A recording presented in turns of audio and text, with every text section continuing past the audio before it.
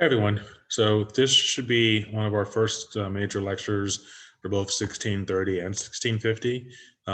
If you are in 1650 and you skip 1630, don't worry.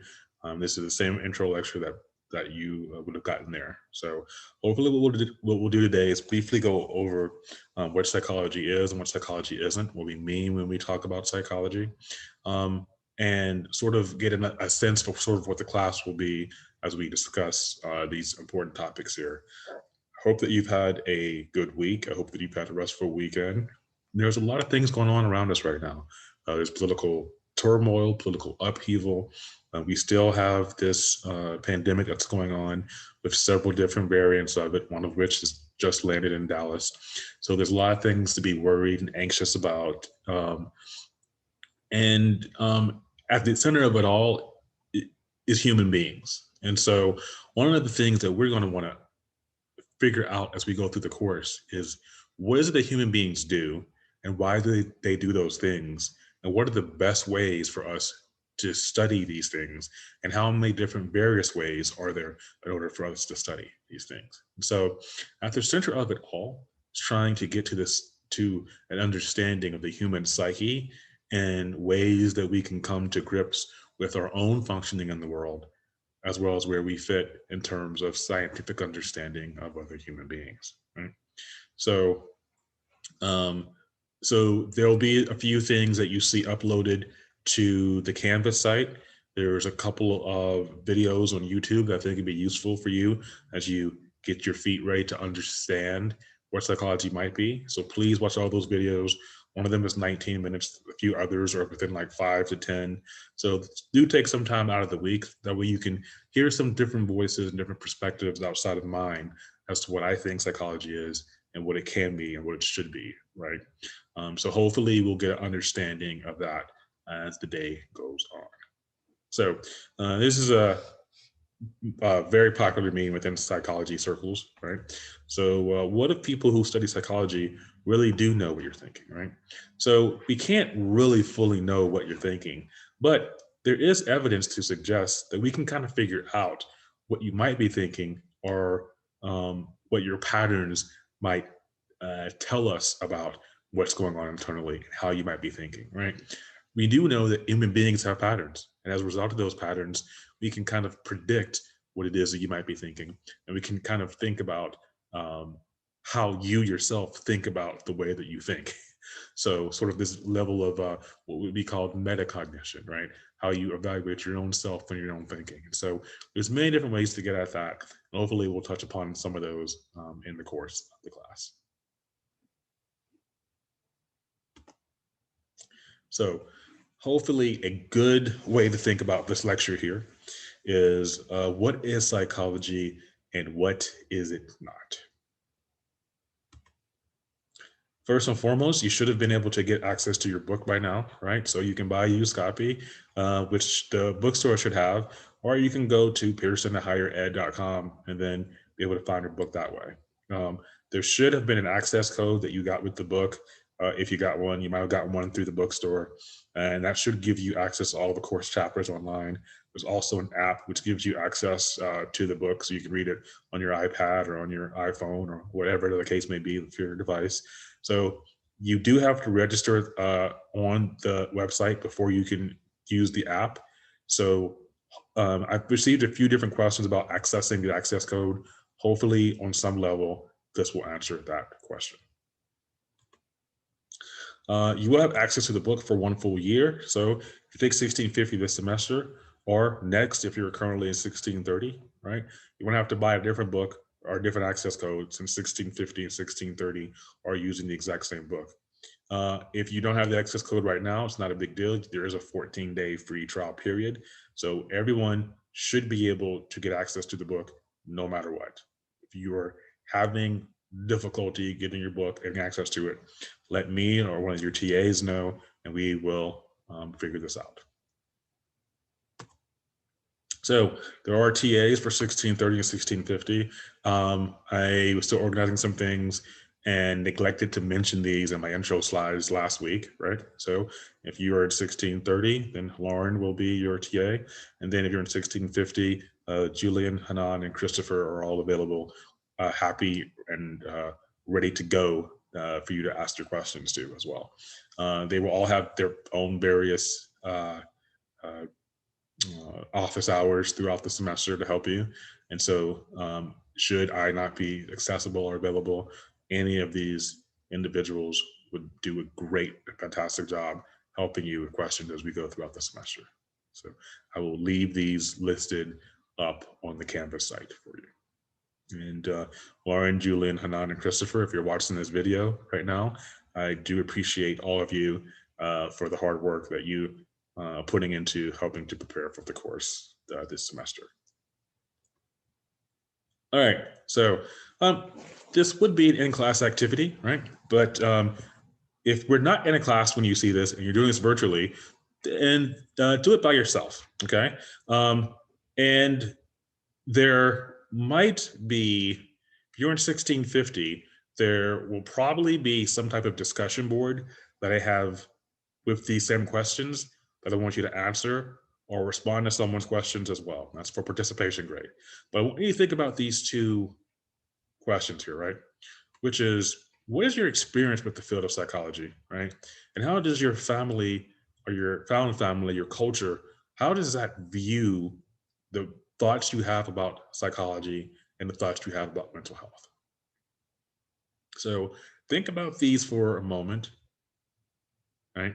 You don't have to spend a long time thinking about it, but spend a good 5 minutes thinking about these questions. And then let's share either through the discussion board or if, well, I guess if you're in class, you are not watching this video, so that's silly. But if you were in class, then I would say in class, let's talk this over for 5 minutes and then let's share.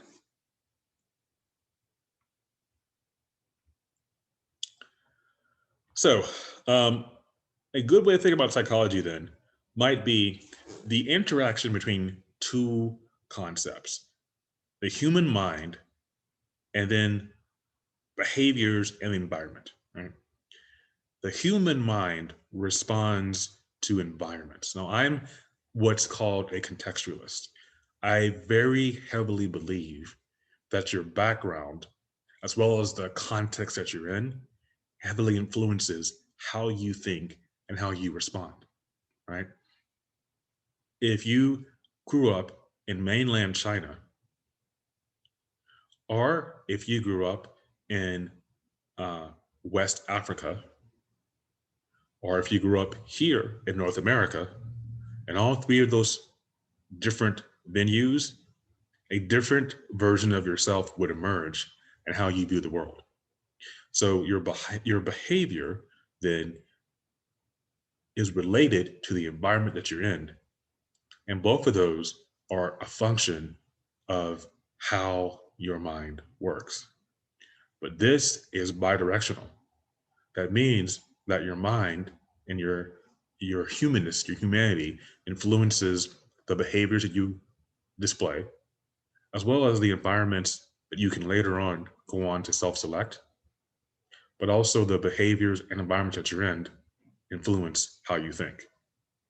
So first thing you need to think about is how your mind is related to your environment, and then later on, how your environment influences how your mind reacts. There is a episode of a very good series that I've talked on before called Crash Course. There's an intro to psych episode, it's about 10 minutes or so. That's on the Canvas site. Please watch that. So, what is psychology? Psychology is the discipline concerned with behavior and mental processes and how they are affected by an organism's external and internal environment.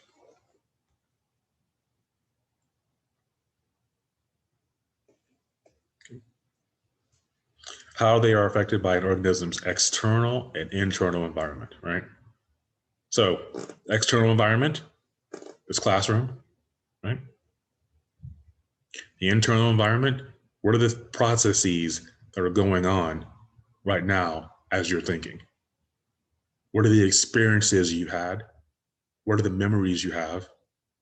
What things do you like? What things do you dislike?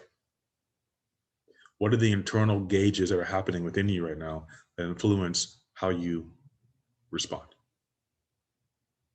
Now, scientific psychology is based on research and empirical evidence.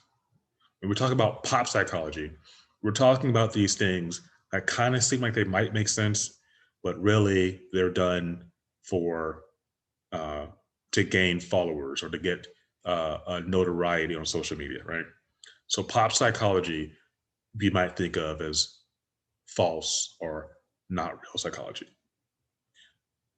The only psychology that you need to focus on is scientific psychology. That's scientific psychology. It's psychology that is empirically based and empirically sound. And when we say empirically based and empirically sound, we're saying we utilize careful observation, experimentation, and measurement to define how we see the world around us and to let us know what our findings mean. Observation, experimentation, and measurement. If you don't have these three things, if you don't have these things in what's called sort of a peer-reviewed format, in other words, if you don't have these objective measures that I or another psychologist can look at to check this work, then you have pop psychology.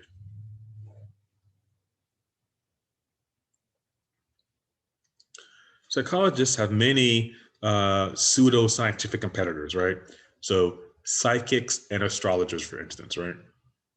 What sign are you? What sign am I? Right? Being able to speak to the dead, right? Psychics, very, very popular, right? These are sort of these fairground attractions, right? Where non-scientific actors attempt to explain the reasoning behind people's behaviors and to tell us what they're doing and try to sort of remove the veil to some spiritual realm that has answers for us. Now, astrologers and psychics, are not evil. They're not bad. The only thing that they are, the only thing that we're saying is they're non-scientific. There's not a way to experimentally test their findings, and the findings aren't testable. We are scientists. We're psychologists, but we're scientists. We want data that is testable. So our goal then is to understand, predict, and in many instances, which you will see if you ever take social psychology with me, which I hope you do, control behavior. I can organize the environment and I can organize our relationship in such a way that I can successfully get you to do what it is that I want you to do. And so I can also take data on you, and with the data I have, be able to predict what it is you're doing or what it is you're likely to do. So psychology uses methods that are based on empirical evidence. And that what distinguishes it from pseudoscience and quote unquote psychobabble. And psychobabble is essentially when you use a lot of big words, talk about a concept, but you have no formal data behind the concept, right? So you might have this great explanation about how the world works and why people vote the way they vote and what they do, right?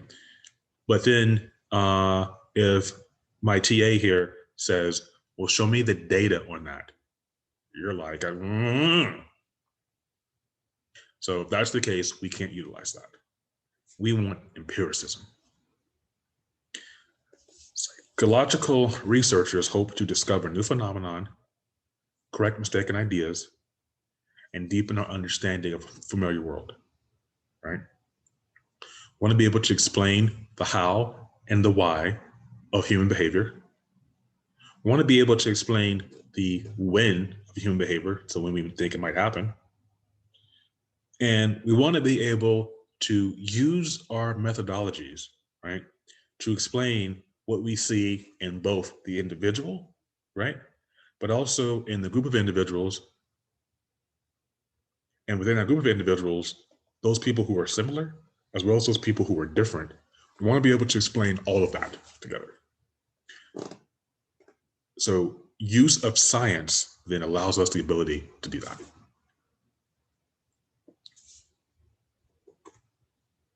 So science versus pseudoscience, right? So science follows the evidence wherever it goes, right? So we have data that points us statistically to what we can expect to see. Pseudoscience starts with a conclusion, then works backwards, right? So, for instance, I'm someone who likes to watch a lot of true crime shows, right? You ever see these shows where they bring in a psychic to figure out what happened? And the psychic's like, so this person was murdered. There's a body there, right? So then they work backwards to try to figure out what happened with very little adherence to the actual evidence, right? You can be on the scene, sort of feel the spiritual vibrations, sort of get a sense of what this person was doing when they died. Versus these individuals who are based in forensics, who come in, take data from every part of the scene to try to figure out the trajectory of the bullet, how long the body has been there, where the person actually was doing the hours and days and weeks beforehand, right? Science embraces criticism. You should be able to tear down my scientific theory, and I should be able to respond to it intellectually with data. You should be able to attack my ideas, and with data, I respond back to it to tell you why my analysis is correct. Pseudoscience doesn't want you to do that. They want you to take their word for it. We can't do that, right? So, use of precise terminology with clear definitions. If you ever hear something that's got vague jargon to confuse and evade, right? Something that's just open enough to be interpreted a number of ways, that's pseudoscience, right? Science tends to have conservative, tentative claims. Pseudoscience tends to have these grandiosities that go beyond what the actual evidence shows us, right? So science properly considers all evidence and all arguments, and then evaluates each on their own merit. Pseudoscience tends to pick whatever one they like the best. So hopefully you're getting a sense of the rigorous and repeated methods that are used in order to gain insight into a phenomenon versus flawed methods that we cannot replicate. Replication is a key. For any scientific study that we do, we need to be able to replicate that. So, science engages with peers in the community. Typically, pseudoscience individuals practice things on their own. And then science follows careful and balanced logic, while pseudoscience typically uses very inconsistent and invalid logic. So, psychobabble is appealing because it confirms what we've already believed, right? Our understandings aren't challenged, and what we say is purely taken at face value. In contrast, psychology typically challenges those people who are using psychobabble. We want to know specifics. We want to know, what does the data say? So write that down somewhere in your notes.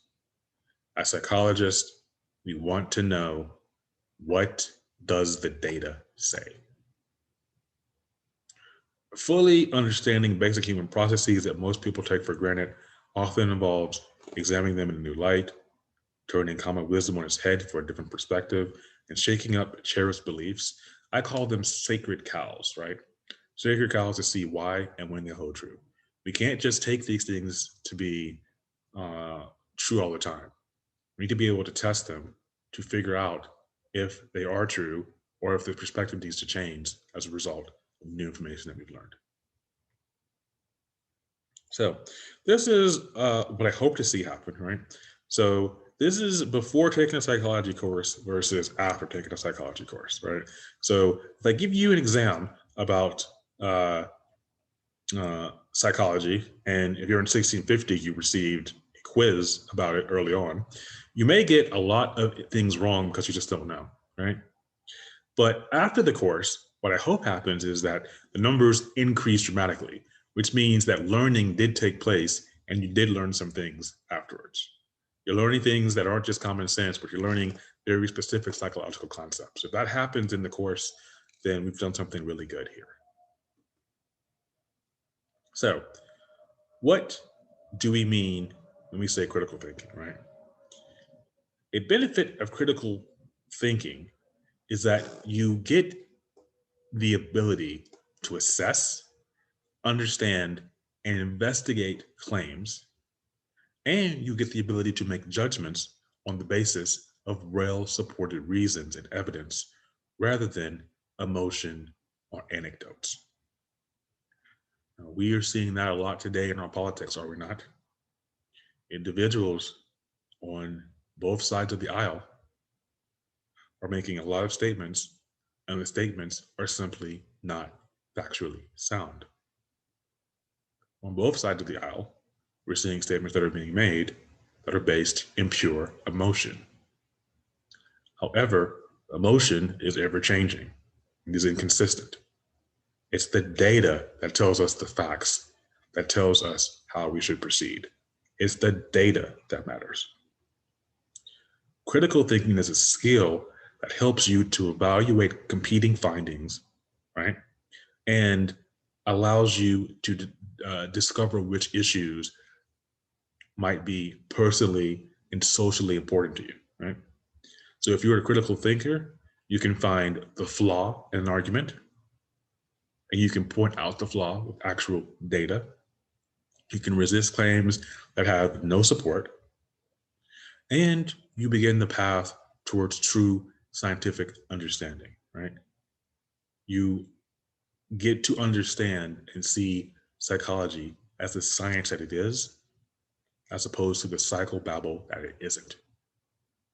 Underlying every psychological concept, every psychological theory, every psychological understanding is data and critical thinking.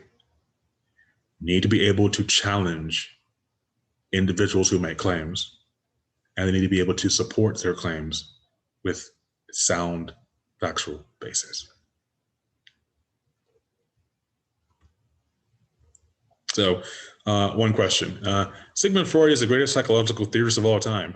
And then me, intellectual. Is he though? Right? That's a that is another famous meme that we see sort of around the field.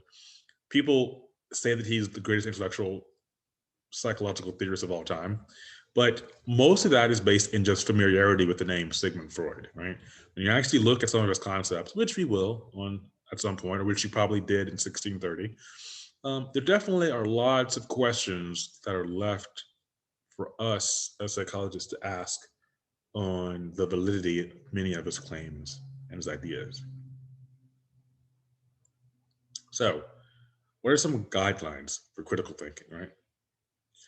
One benefit of studying psychology is the development of critical thinking skills and attitudes. Critical thinking then helps you to evaluate competing findings and to understand personal and social issues that are important to you. So, another meme, why be informed when you can use your feelings as your facts? So that's really silly, but that's definitely the major thing that we're seeing going around today. So hopefully this gives you an idea of kind of where we're going to be and what we're thinking of. Hopefully that helps you out some. So go ahead and start reading in your book and start thinking about the use of critical thinking in your everyday life. And that is the end of part one of this lecture.